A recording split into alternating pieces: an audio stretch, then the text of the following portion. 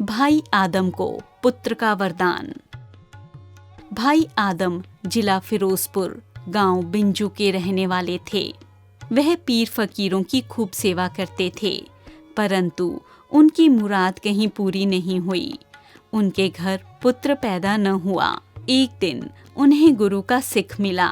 आदम ने उन्हें श्रद्धा सहित पानी पिलाया और प्रार्थना की कि मेरे घर संतान नहीं है, आप गुरु जी के आगे अरदास करो कि मेरे घर पुत्र पैदा हो। सिख ने कहा, इस समय गद्दी पर गुरु रामदास जी सुशोभित हैं, तुम उनके पास गुरु के चक्क में चले जाओ, उनके पास तुम्हारी मुराद पूरी हो जाएगी। भाई आदम सिंह की बात मानकर पत्नी को साथ लेकर गुरु के चक्क में आ गया। भाई आदम जंगल से रोज 2 गठरी लकड़ी लाता और लंगर में दे देता और एक अपने घर में जमा करता। एक दिन सर्दी के मौसम में वर्षा के कारण सूखी लकड़ी कहीं नहीं मिली।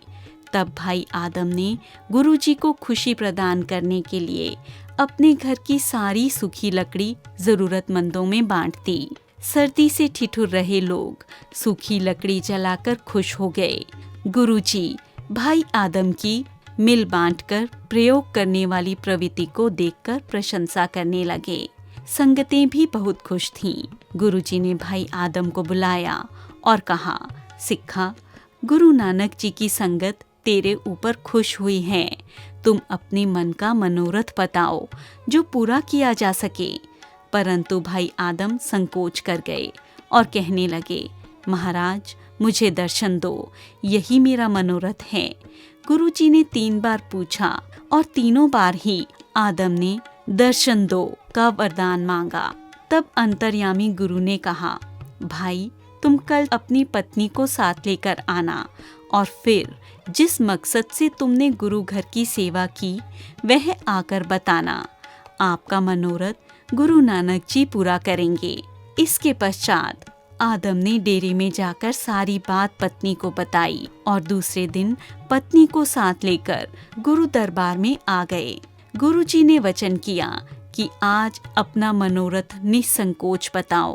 पत्नी ने हाथ जोड़कर कहा, महाराज, हमें पुत्र का दात प्रदान करो। यही मनोरथ के साथ हम गुरु दरबार आए थे। गुरुजी ने ध्यान में बैठकर वचन किया कि हम आपकी श्रद्धा, भक्ति और निष्काम सेवा पर बहुत खुश हैं। गुरु नानक जी की कृपा से आपके घर प्रतापी पुत्र होगा, उसका नाम भक्तू रखना। अब आप अपने घर जाओ और गुरु यश का आनंद प्राप्त करो। गुरु की आज्ञा के अनुसार भाई आदम अपने गांव चला गया और उनके घर लड़के ने जन्म लिया, जिसका नाम भक्तू ही रखा गया। भाई भक्तू जी बड़े नाम रसिक और करने वाले प्रतापी पुरुष हुए। इस प्रकार आदम और उसकी पत्नी का गुरु दर पर विश्वास और भी बढ़ गया।